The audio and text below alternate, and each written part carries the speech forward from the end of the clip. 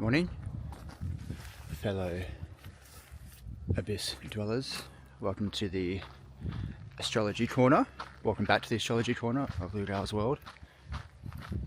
I'm very happy to be able to bring you these celestial insights from the sky clock.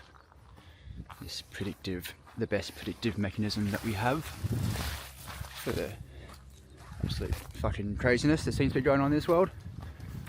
But at least astrology lets us find the broader context and have a bit of fun at the same time, which is ultimately the redeeming factor of this world, I think, which we find in the 5th house of astrology. I've got a stellium in the 5th house, so I might as well try and make things enjoyable for you guys. So I'm going to give you a bit of a July preview, astrological, slightly, mainly wholesome, but also a bit foreboding. You know, most monthly astrologers like to give you the most auspicious election date, you know, the best day to do stuff. I prefer to give you, you know, the day or the date or the dates with the most apocalyptic red flag potential. Not that we shouldn't look for good days, but you can find that elsewhere. So today, this morning for July, filming this on the 1st day of July.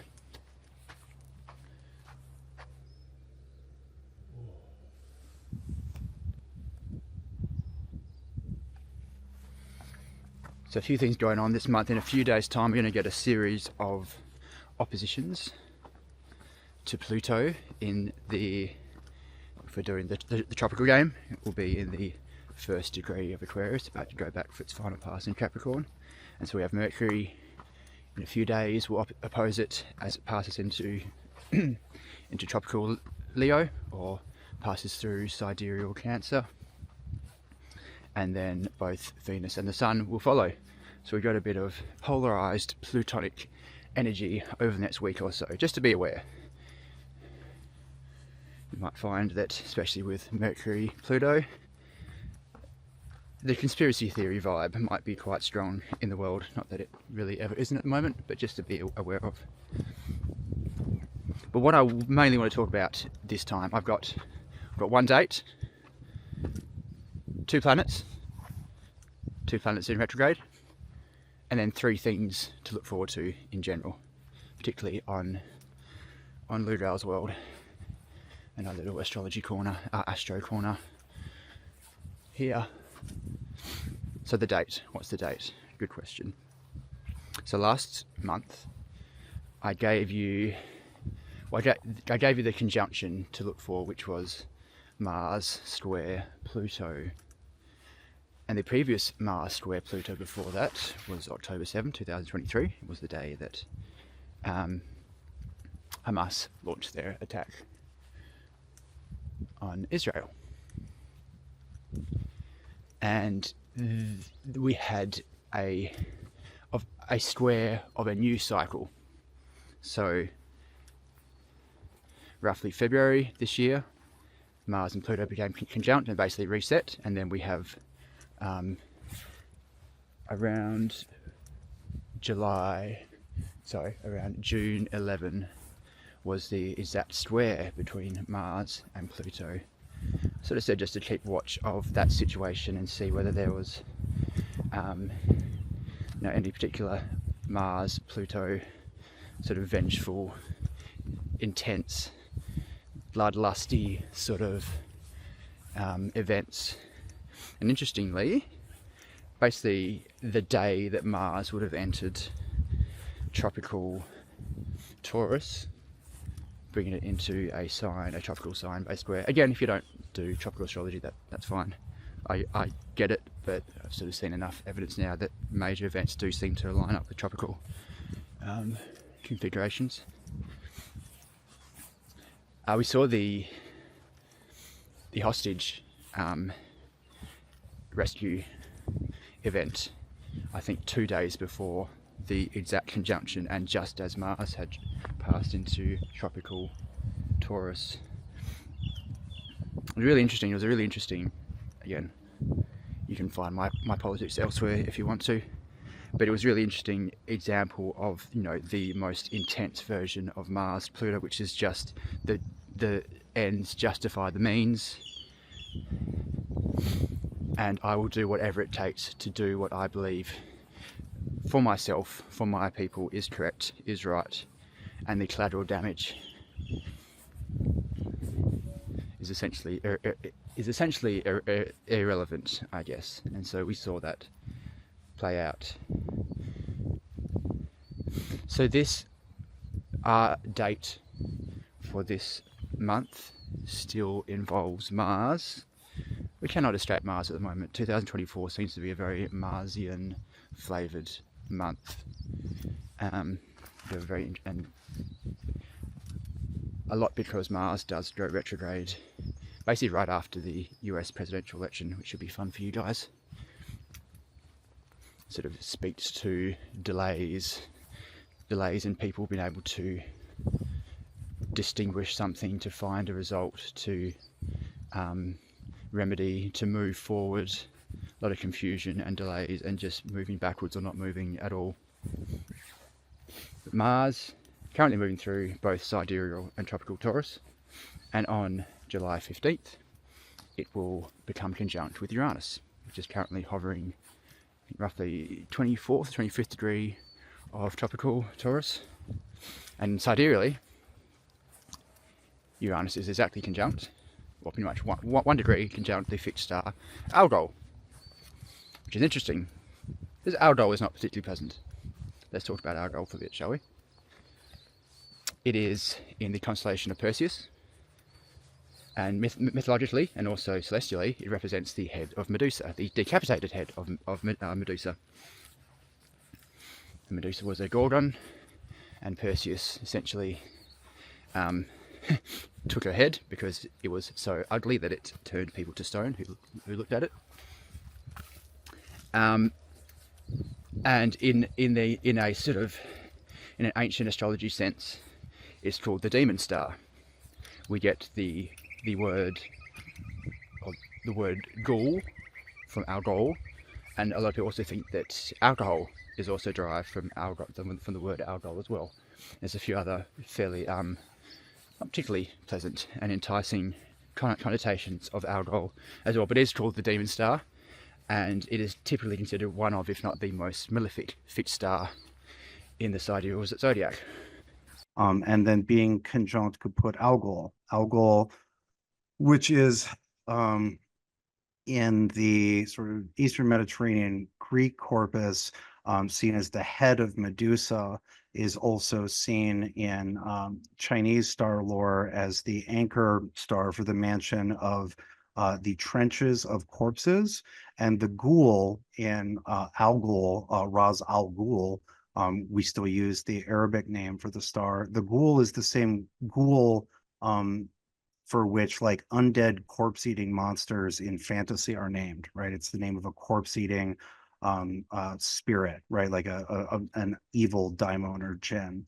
And when we look at when kaput Algol shows up historically, we see incredibly fucked up, atrocious events. We see the bombing of Guernica, for example, massive civilian casualties. And so having the Mars Uranus on top of Algol, it sucks.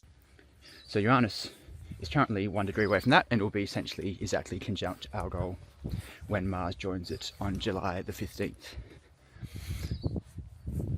So Mars Uranus rather than Mars Pluto, we're sort of substituting that intensity, that deep sense of darkness or resentment or anger or deep emotion sort of being unleashed or being asserted into the world, replacing that with more disruption, sudden events, disruption, more like a chaos vibe.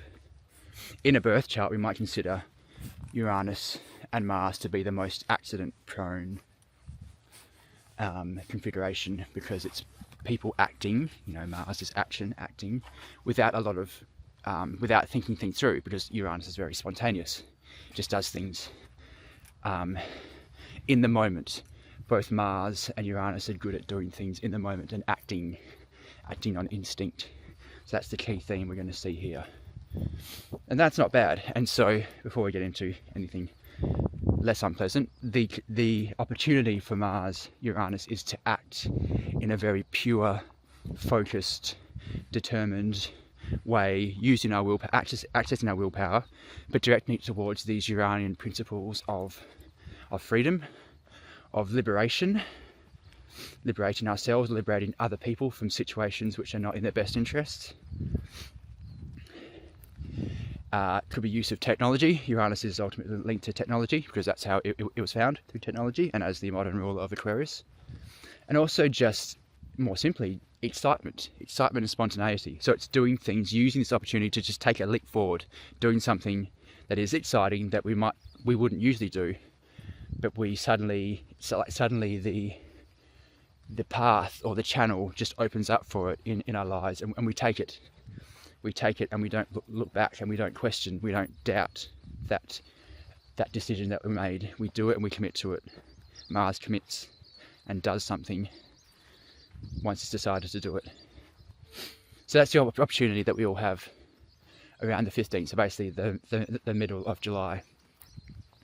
What we do need to keep in mind is the collective implications of that, and again, the fact that this is exactly conjunct to what is considered one of, if not the most malefic fixed stars.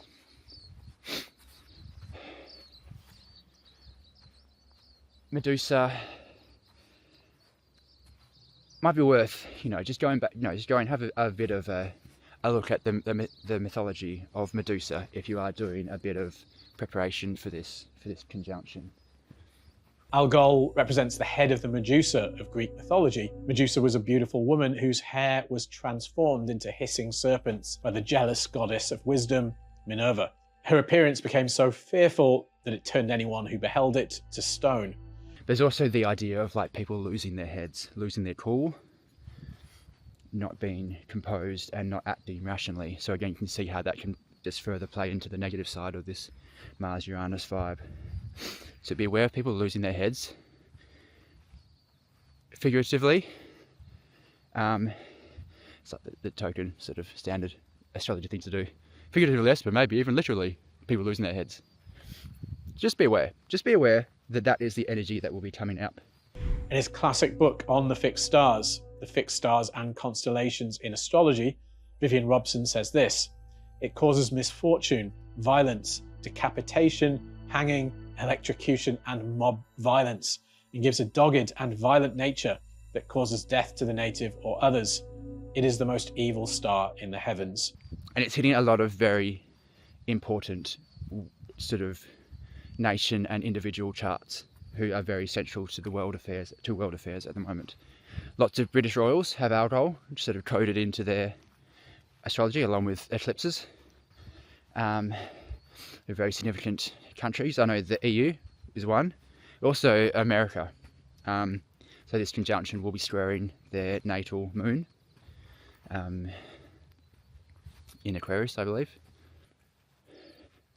So the conjunction will be opposing Joe Biden's Scorpio sun, and it will be right on the midheaven, the highest point in the sky of Donald Trump, aka the Moonchild. We'll get back to the Moonchild in a bit. So Trump has Algol conjunct right on his midheaven, the highest point in the sky. So again, he has this energy coded into his astrology. This idea of being seen very visibly, very publicly, reputationally wise, something to do with Algol or Medusa. And this idea of like losing our heads.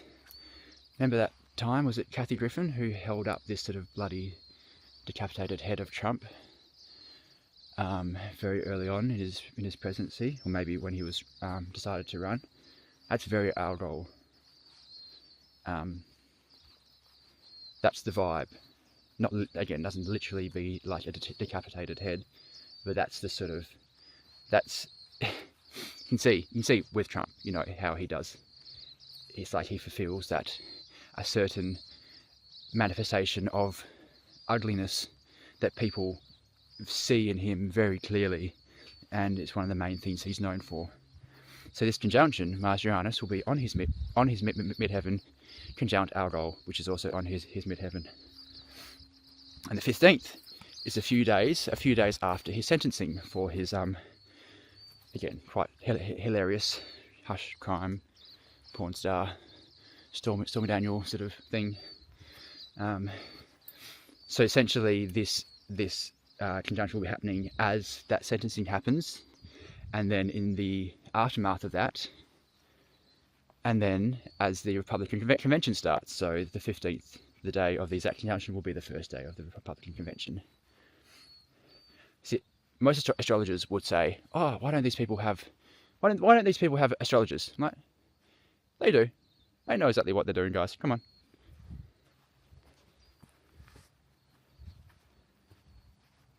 Just about got the sunrise here. So I'll leave it at that for the sort of for the highlights of July astrology. Just things to watch out for. Watch out for the 15th. Keep that in mind, and just keep an eye on these countries or these nations or these bodies or these individuals who have Algol quite tightly coded into their charts. Right, let's get to the good stuff. The main other highlight of July, as I see it, is two planets, both going retrograde. The first, Saturn, is retrograde right now. Went on, I think, the 28th or the 29th of June. So it stopped, it's going backwards. And quite funny, actually. I think it was actually the day of the presidential election when Saturn was stationing. So it's almost, it was its last act before going dormant until November, was sort of pointing us towards these two old decrepit clone fossil people, you know, battling it out in some fake presidential thing. Good stuff, Skyclock, thank you. So that was Saturn retrograde, and then in a few days' time, Neptune will also go retrograde. So essentially, how I see retrogrades, the collective story of these planets sort of goes dormant, just goes a bit quiet for a while as they start to sort of stop, station, and then go backwards. And so when that happens, when that story and that collective story sort of halts, it gives us opportunities as individuals to access these planets, the archetypes of these planets, more than we usually would. So we can sort of reflect on them, reflect on their highest manifestations and integrate those, and also reflect on what their lowest manifestations are, so we can consciously move away. I think that's equally important as just envisioning what the highest manifestation is of a planet or certain planets.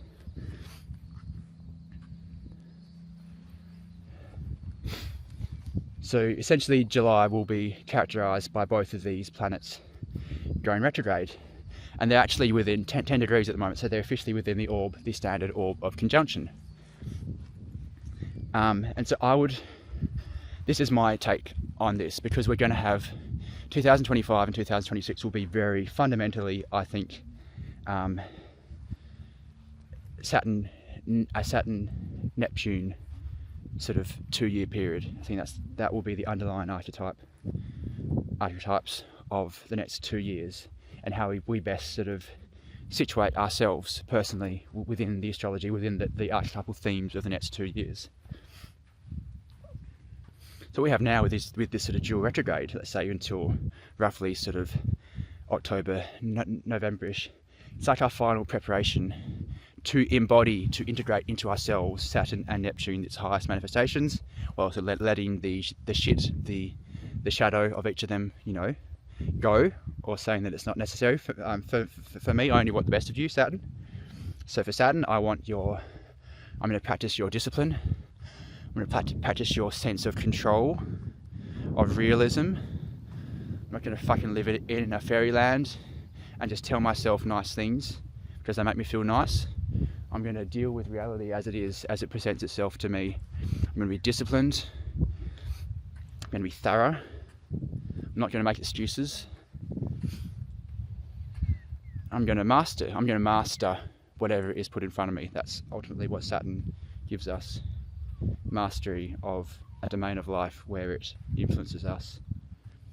And then Neptune, such a tricky combination, Saturn and Neptune. The overlap is sort of this idea of refinement, refining something into a better form, a more,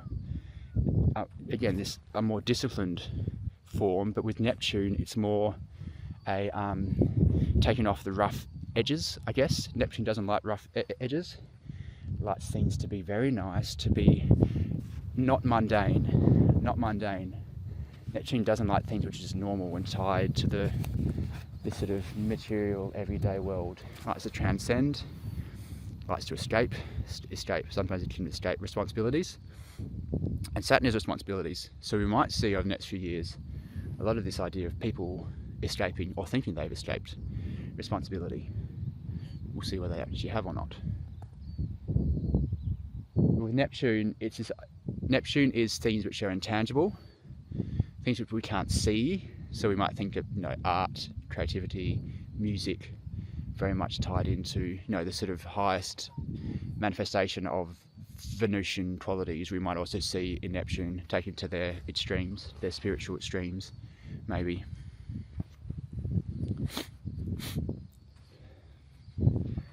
So if you put this, to put this together, it's the idea of like refining something which is hard to put into structure, put into material form.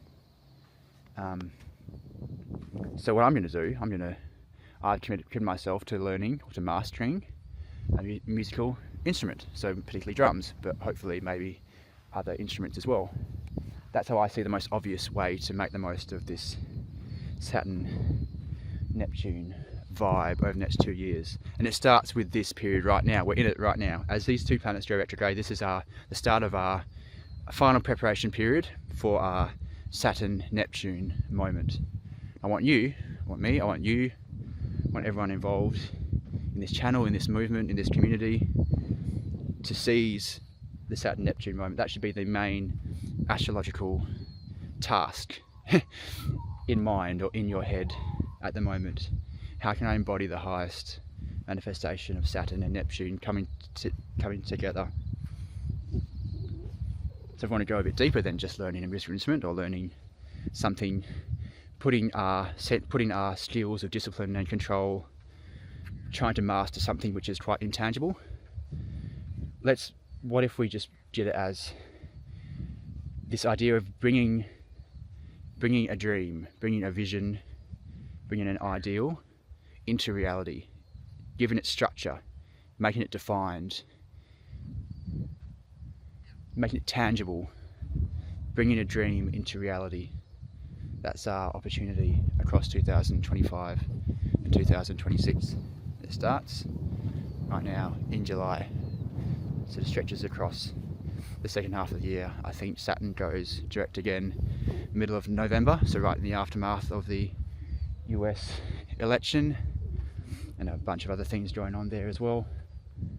So yeah, this is the time.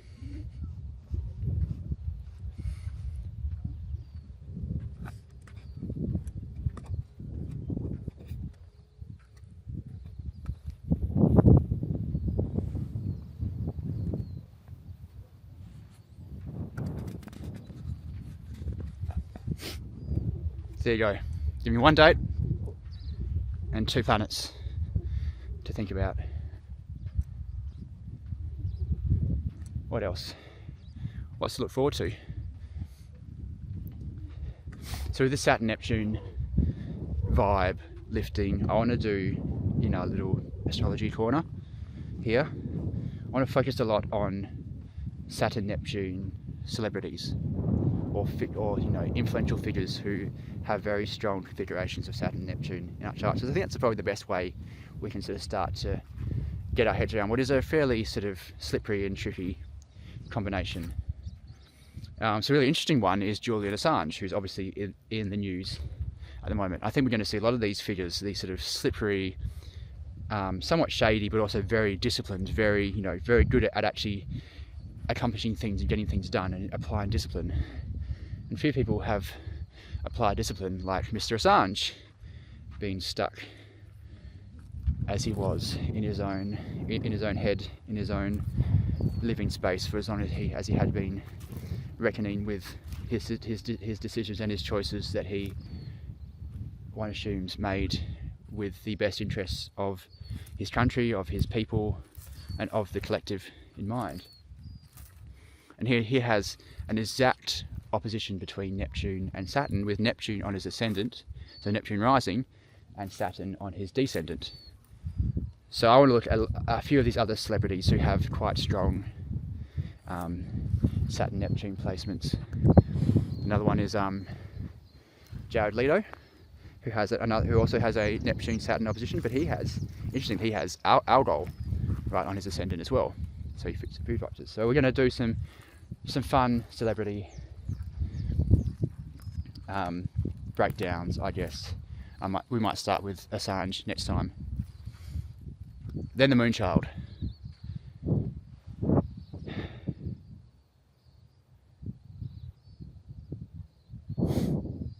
So those who have looked at Trump's chart know how particularly powerful and almost fated his chart is. On my own channel, I've done a series on his astrology and looking at it from an occultic sort of conspiratorial perspective, looking at his backgrounds, his sort of ties to Crowley and Thelema and Jack Parsons and a few other things and different conspiracies, and then tying that into his astrology. And so we're going to do a series on that here on Lou Gehrig's world as well, which I'm super excited for. So if you have any ideas about other celebrities or other particular configurations which would be good to look at and to explore in more detail using sort of well-known charts, then yeah, please leave it in the comments. Any other ideas you have for our astrological corner. We're also doing a series on the nakshatras, so the Vedic lunar mansions, which I love, which are the main archetypes, zodiacal archetypes I use in my personal chart readings. I find tropical useful for like mundane astrology, but not so much for charts. So yeah, look out for that as well. We'll have a new video for that coming up soon. Cool, that's all I've got, guys. Start bringing your Saturn Neptune, start envisioning what the dreams are that you want to bring into reality, and at the same time just keep an eye out for July 15th. Just be prepared. Cool. Like, subscribe, please comment, share, get involved in the community. Check out the options for the Patreon. See you in August.